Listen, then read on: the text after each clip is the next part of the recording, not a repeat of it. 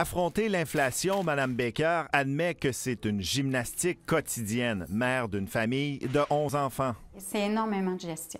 Au niveau financier, c'est beaucoup de gestion. Quand on fait des concessions sur les fruits et les légumes parce que ça coûte vraiment très, très cher. Un casseau de fraises à 10 j'ai vu ça dernièrement, là.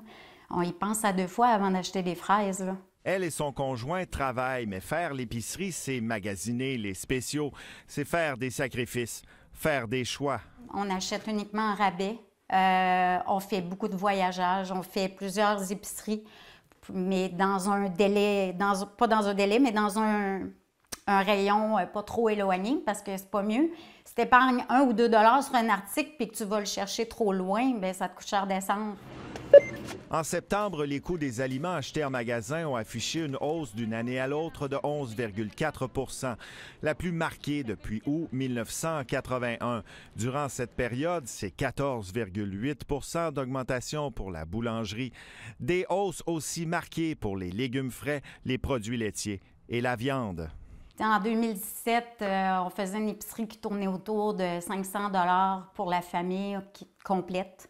Puis on avait une bonne épicerie, là. On remplissait frigo, congélateur sans problème.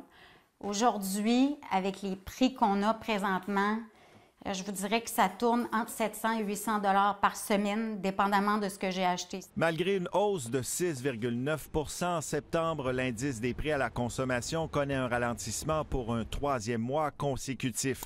Mais est-ce que la récession pointe à l'horizon? C'est un risque, c'est certain, parce que ce que la Banque du Canada veut faire, c'est de freiner l'économie.